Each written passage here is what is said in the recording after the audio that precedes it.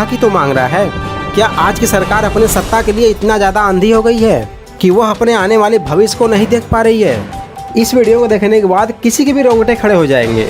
जहां एक शिक्षा झुक रही है, जहां एक युवा झुक रहा है, जहां पर एजुकेशन सिस्टम की वजह से अपने दम तोड़ रहा है, और ऐसे में युवा करे तो करे क्या? प्राइवेट कंपनियां ले नहीं रही हैं, गवर्नमेंट जॉब के लिए कोई चांस नहीं है, और भारत का एक युवा अपने नौकरी के लिए जद्दोजहद में लगा हुआ है कि किसी भी तरीके से वो अपना घर चला सके, अपने घर का पालन पोषण कर सके। और आज के टाइम में युवा को खुद खड़ा होना पड़ेगा और खुद भागना पड़ेगा, वरना आज की सरकार उसे विकलांग बना के ही छोड़ेगी।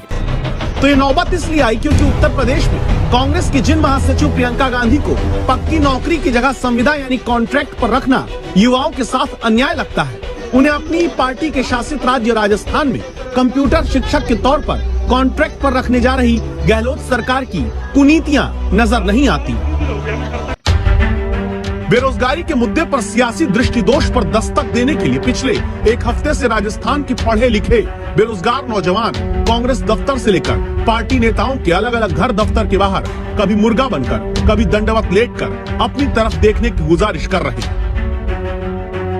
गहलोत सरकार ने संविदा पे कंप्यूटर शिक्षक लगाने की वो कोशिश कर रहे हैं, जबकि बजट 2020 में उन्होंने नियमित कंप्यूटर शिक्षक भर्ती का वादा किया था। सुरक्षा कर्मी बेरोजगारों के प्रदर्शन को ड्रामा बताकर हटाने लगता है। ये बेरोजगार युवा राजस्थान से दिल्ली में आकर राहुल गांधी, केसी वेणुगोपाल और पवन बंसल के दफ्तर तक जाकर ज्ञापन देकर आए, लेकिन हुआ कुछ नहीं। प्रियंका मैम यूपी में तो संविदा का विरोध करती हैं और राजस्थान में संविदा पे हमें वैकेंसी ली जा रही है मैम, तो हमें मैम वहाँ पे भी प्रताड़ित किया जा रहा है। हम संविदा भर्ती का विरोध करते हैं मैम, नियमित कंप्यूटर शिक्षक भर्ती की मांग कर रहे हैं। इन्हीं हाथों को काम देने का वादा करके सत्ता राजस्थान में कांग्रेस ने हासिल की, वो हाथ अब जमीन पर पड़े हैं और एसी कमरे में बैठकर चुनाव जीतने का मंथन करने वाले नेता देखिए, बेरोजगार का पसीना बह रहा है। राज्य के 14,000 सरकारी स्कूलों में 11,000 कंप्यूटर लैब है। 2009 में गहलोत सरकार ने कंप्यूटर की पढ़ाई के लिए एक निजी कंपनी से MOU किया था, जिससे जुड़े लोग ही पार्ट टाइम के तौर पर कंप्यूटर बच्चों को पढ़ाते थे। 2014 में करार खत्म हो जाने के बाद से राजस्थान में बच्चों को कंप्यूटर पढ़ाने के शिक्षकों की सेवाएं बंद हो गई। कंप्यूटर शिक्षक भर्ती दोबारा करने का वादा करके निभाने के नाम पर अब संविदा का खेल राजस्थान में खेले जाने की शुरुआत हुई, तो पक्की नौकरी के लिए हाथ जोड़कर नौजवान दिल्ली में कांग्रेस को याद कराने लगे कि अगर उत्तर प्रदेश में कॉन्ट्रैक्ट पर नौकरी देना गलत लगता है, तो राजस्थान में कैसे वही गलती सही मानी जा रही है।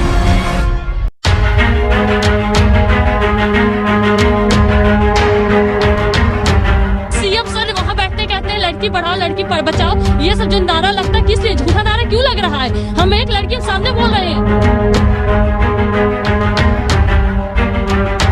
हाथ जोड़ के विनती है सीएम सर, हमारी मांग पूरी कर दीजिए, हमें भी वर्दी, हमें भी देश की सहायता के लिए आगे लाइए।